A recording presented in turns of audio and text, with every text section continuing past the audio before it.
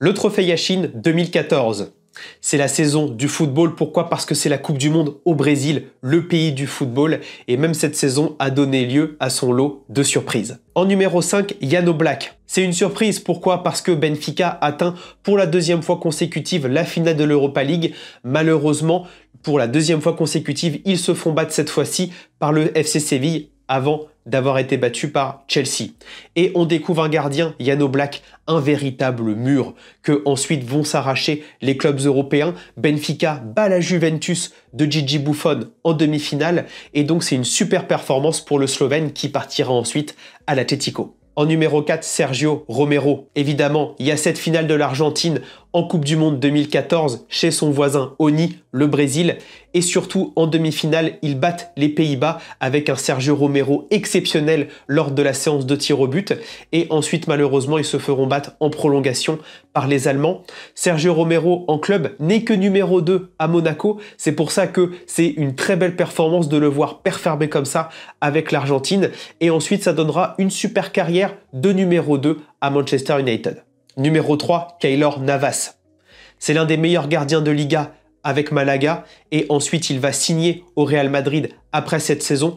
Pourquoi? Parce qu'il mène son Costa Rica en quart de finale de la compétition et à chaque fois il y a des arrêts exceptionnels lors des matchs. C'est vraiment le maillon fort de cette équipe des Ticos et on voit déjà les qualités de Navas d'une part sur son sens du jeu, sentir les arrêts importants et ensuite bien évidemment sur penalty. Il bat la Grèce en huitième de finale. Malheureusement, il se fait battre par les Pays-Bas en quart de finale, mais grosse saison de Keylor Navas. En numéro 2, Thibaut Courtois. Chelsea se mord les doigts d'avoir prêté Thibaut Courtois à l'Atlético. Pourquoi? Parce que c'est l'Atlético de Thibaut Courtois qui élimine Chelsea en demi-finale de la Ligue des Champions. Et franchement, Thibaut Courtois fait une super saison. Il remporte la Liga, l'Atlético qui met fin à la domination barcelonaise sur la compétition. Et surtout, ça va en finale de Ligue des Champions face à son voisin madrilène. Malheureusement, il y a cette tête de Sergio Ramos à la 93e minute que Thibaut Courtois ne réussit pas à sortir. Et ensuite, le Real va dérouler en prolongation. Pareil, lors de la Coupe du Monde 2014, une super génération de la Belgique, malheureusement s'est battue par un but d'Higuaín face à l'Argentine, mais assurément Thibaut Courtois a montré son potentiel et il retournera à Chelsea la saison suivante. En numéro 1, Manuel Neuer. C'est peut-être le trophée Yashin le plus unanime. En effet, Manuel Neuer révolutionne le poste avec l'arrivée de Guardiola au Bayern. Ça joue beaucoup plus haut, ça devient sweeper-keeper. Malheureusement, ça prend une rouste en demi-finale face au Real Madrid. Mais surtout, avec l'Allemagne, il y a bien évidemment ce huitième de finale face à l'Algérie où il est missionné pour empêcher les Algériens de prendre la profondeur.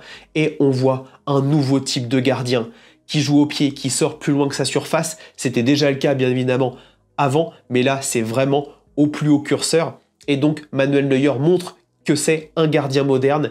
Et bien évidemment, il y a cette montée en puissance lors de la compétition. On a le quart de finale face à la France, avec ses arrêts presque comme un cyborg. Et bien évidemment, cette finale où il sort la balle d'Higuaín, où il met un coup à Higuaín également. Heureusement, il n'y avait pas la VAR, mais il réussit à remporter sa Coupe du Monde avec l'Allemagne. Et c'est le début un petit peu de l'ère Neuer. En mention honorable, je vais tout d'abord commencer par Stéphane Ruffier. Je ne sais pas si vous vous souvenez, malheureusement Mandanda s'était blessé à la dernière journée du championnat et Stéphane Ruffier avait été appelé en équipe de France comme numéro 2 avec en numéro 3 Landreau. Je pense que c'est la meilleure saison de Stéphane Ruffier et franchement ça permet de mettre en lumière un gardien qui était plutôt bon sur la ligne notamment à l'époque. Autre mention honorable, bien évidemment, Hugo Lloris, qui commence à s'installer avec Tottenham et bien évidemment qui arrive en quart de finale avec les Bleus. Mais face à l'Allemagne, les Lloris, Varane, Pogba, Griezmann sont un petit peu tendres pour faire vaciller l'Allemagne. Mais c'est vraiment l'équipe qui s'est rapprochée le plus de la Mannschaft lors de cette compétition. Les autres mentions honorables sont celles de la Coupe du Monde 2014, encore une fois, qui est une super Coupe du Monde de gardiens. On a tout d'abord Raïs Mboli, en effet, le super huitième de finale face à l'Allemagne, où il a été exceptionnel, l'un des meilleurs gardiens de la compétition.